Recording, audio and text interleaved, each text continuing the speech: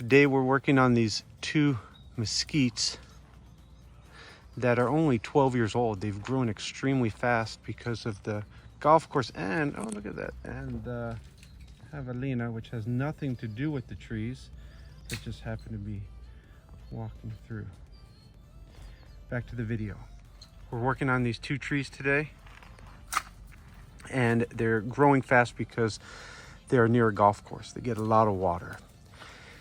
They were planted about 12 years ago, and since then we have exposed the root flares very nicely about 4 years ago, which is helping for the integrity of both of these mesquites. But what you'll find is these two mesquites have a few things working against them. One, they get way too much water, so they grow very fast, which means you could get a lot of heavy limbs very quickly that can break. But also, they're multi-trunk. Here's the main trunk, and you have the branches nearly the same size as the trunk. And what's more is they're all in a V union. They're not in a nice U union, they're in a V union, and they start to push up against one another the more they start to co-dominate. The more their aspect ratios are 1-to-1, they start to push up against one another. But what you don't see here is that when we started pruning these mesquites about 8 years ago, that all these branches were the same size and diameter as this trunk. But they're starting to become smaller than the trunk. They're not shrinking in size, it's just that the trunk is growing faster in its diameter than all of the branches that are surrounding it. So why is that happening? Why are we able to start to get less of a co-dominant structure in this tree? And here's how we did it. We did it with structural pruning. Structural pruning basically means that over the course of pruning this mesquite, all of these branches on the side, we have reduced by making reduction cuts. We've reduced them all the way at the ends so that they are subordinated from this main trunk. And so as we continue to take material down from here and down from here, everything that's on those lower branches, then the main trunk starts to dominate in that space. Now, it's not that we don't want green material right here. We do. We want green material to be up here. We just want that green material to belong to what's on the main trunk and not what is on what should be lower.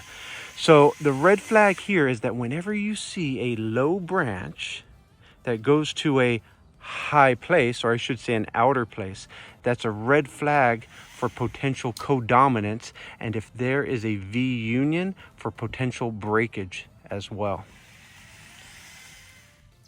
As this mesquite is being pruned, notice where most of the cuts are being made. It's going to be on the ends of the lower limbs that go to high places. So out here, as well as out in this area up here.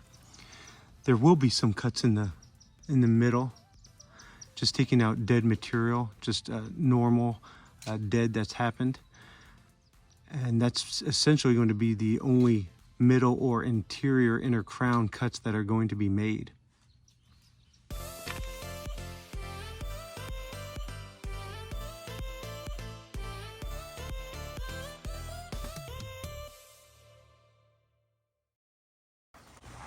So here's an example of the reduction cuts that we're making while subordinating these lower limbs from the main trunk.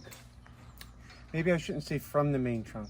We're essentially just making those lower limbs less than so that the main trunk can become greater than, regardless if it's actually getting in the space of the main trunk or not. So if we look right here, can you get a pretty good close-up of this area here?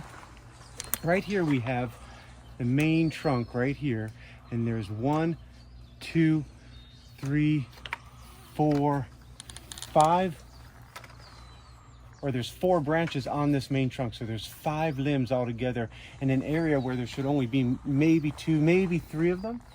We are going to make this reduction cut. Remember, a reduction cut is taking a main leader back to a branch, and this is an ideal situation to make a reduction cut back to because there's so many branches already to begin with. So I'm going to make that cut with the usual 3-cut method. cut on the bottom.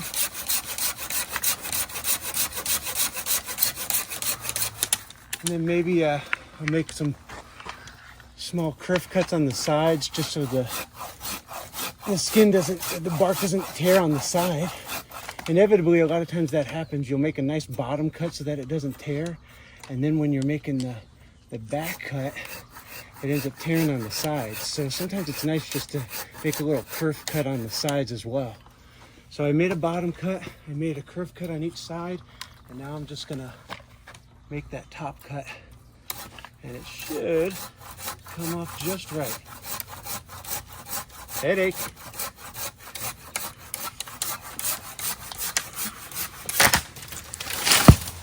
Very nice, and you could see that we didn't get any tear. Would you show that we didn't get any tear on that? That was very nice, and that didn't tear because we got a nice bottom cut, and we also got 2 kerf cuts. Well, of course, we got to take off the stub, so get the stub off right now. That's a little bit difficult of a cut, so I'm gonna get the orchard ladder so I can get my handsaw and get some detail up there. See what you can get a new cut there.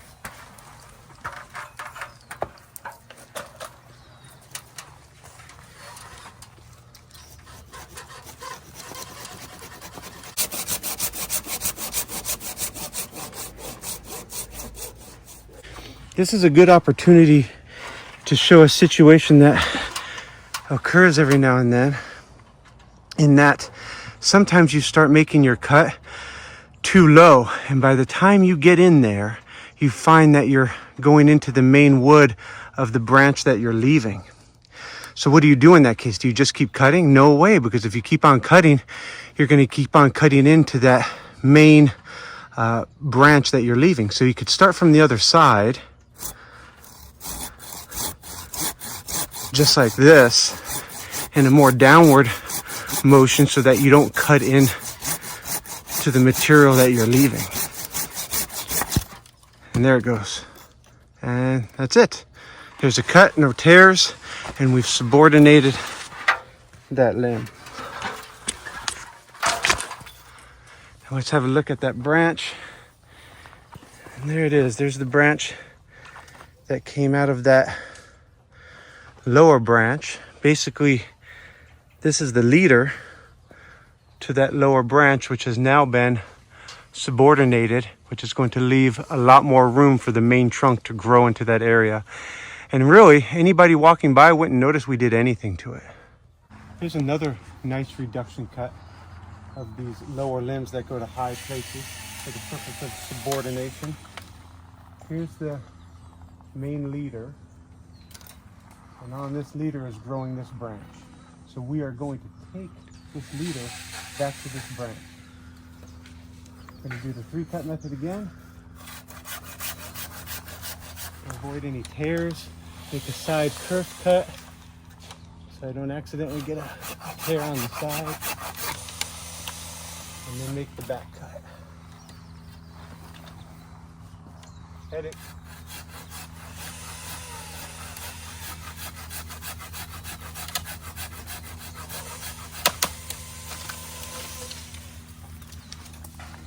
So look at the limb that came out. How big it is. Good morning. Look at the limb that came out. It's a large limb, probably about 40, 45 pounds that came out of the end of this. It's a lot less leverage in weight. It's also a lot less leverage in sail for the wind.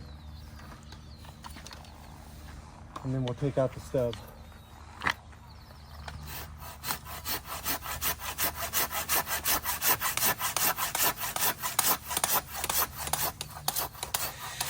At the end, going with a lot of very light pressure so that you don't cut into the branch that you're leaving. Essentially the new leader that you're leaving.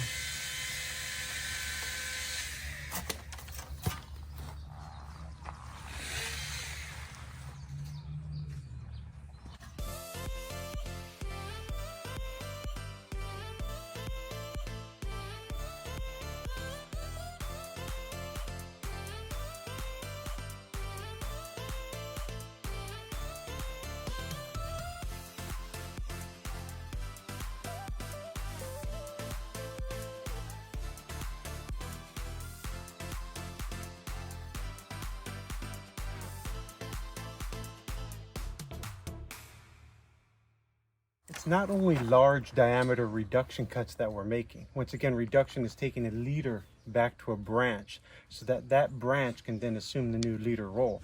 We're not just making large diameter cuts with these reduction cuts, we're also making small diameter cuts, dozens of them, and cumulatively they add up and the entire tree gets brought back. So for example, if we look right here, here's the leader. It's only a 1/2 inch, the leader itself, but here's a nice branch to reduce it back to. So we make a reduction cut back to that small branch, and then we do this maybe 10, 12 more times in this same area, and it just brings the entire branch back. Not very noticeable. In fact, not noticeable at all. No one will notice it who's walking by. We're just basically taking this large shape, this tree, and making it a little bit smaller or shorter on the lower branches. And when you do that, it's not noticeable. I'll just keep on making reduction cuts. Here's a really nice one right here, actually. If you look from this angle, here's the leader. And at first I was gonna bring it back to this branch that goes up. But this one is basically redundant with the leader. So this is an excellent reduction cut right here back to this branch because it's so redundant with the leader anyway. Actually, I'm gonna get my hand saw is the best way to do that.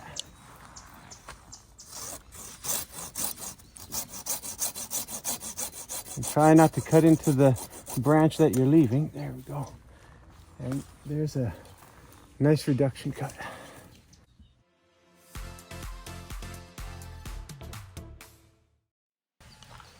And remember not to get, lost in the forest, so to say. Every now and then, take a step back and look at the tree from a distance so you can see it as a whole. Walk all around it, see all its parts. Make sure that you are actually doing your goal of what you set out to do, which is reduce all of the lower limbs at their uppermost parts so that you leave room for the main dominant trunk to take up that space. Now, remember, when you do that, the whole purpose of this is that as that main dominant trunk starts to dominate in the upper space, it starts to grow faster in diameter than all of its branches. And that creates a stronger structure, a less co-dominant structure, especially when there are so many V-type unions.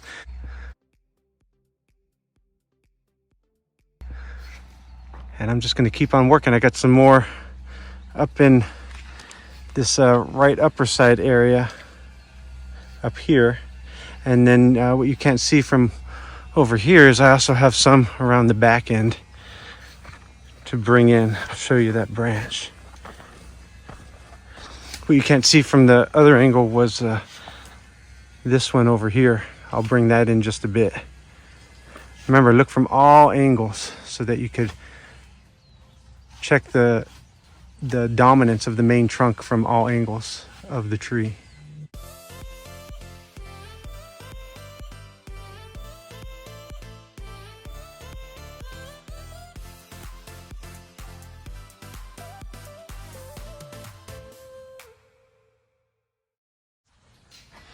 Here is the completed mesquite. The lower branches have all been subordinated so that the main middle trunk can dominate in these areas. And once again, it's not that we don't want green material up here or up in this area. We do. We want green material there. We just want it to belong to what is on the main trunk so that it can dominate. And look at all these branches. Look at all this. Think of these as wind sail. Think of them as leverage, but not static leverage. Not static leverage like when you carry something heavy, how you hold it close to your body so that it's not as heavy. Think of this instead as dynamic leverage, moving leverage in the wind. All of these branches were essentially wind sail all the way at leverage on the ends. I've often have had customers say to me, well, I took out all the inner part of the tree because I heard that the wind needed to go through it so that it doesn't break. I kind of understand that, and maybe I used to think that way too many years ago, but if you think it through a few more steps, you start to realize leverage. You start to realize that the wind is most influential to the tree at the ends. So if you had a sail, let's say you had a 10 foot by 10 foot sail and you put it right in the middle of this mesquite, it could take a very strong wind, probably over 100 miles an hour, and everything would be fine, maybe. But if you take that same sail and you cut it into little 1-inch squares and you put it all at the ends where there's leverage, now you get a 30-mile-an-hour wind and things start to break. So bring those lower limbs that go to high places, bring them in. There's multiple reasons for it. The first reason is that it subordinates lower limbs from main trunk, so the main trunk can dominate. The second reason is that it takes away that dynamic leverage that the wind would have over the tree. And then a third reason is if this were in a yard close to a roof or a driveway or a sidewalk or a mailbox, there would be the third reason of making functional reduction cuts in order to get it away from what you don't want it near. Really, the more reasons you have for any reduction cut, the better that cut is. Every cut you make, let it be deliberate and let it be intentional. So if I was there and I said, hey, why'd you make that cut? You'd have 1, 2, maybe even 3 reasons why you made any single cut. We're not trying to change the shape or the silhouette of this mesquite, but we are trying to change that scaffolding system that makes up that silhouette.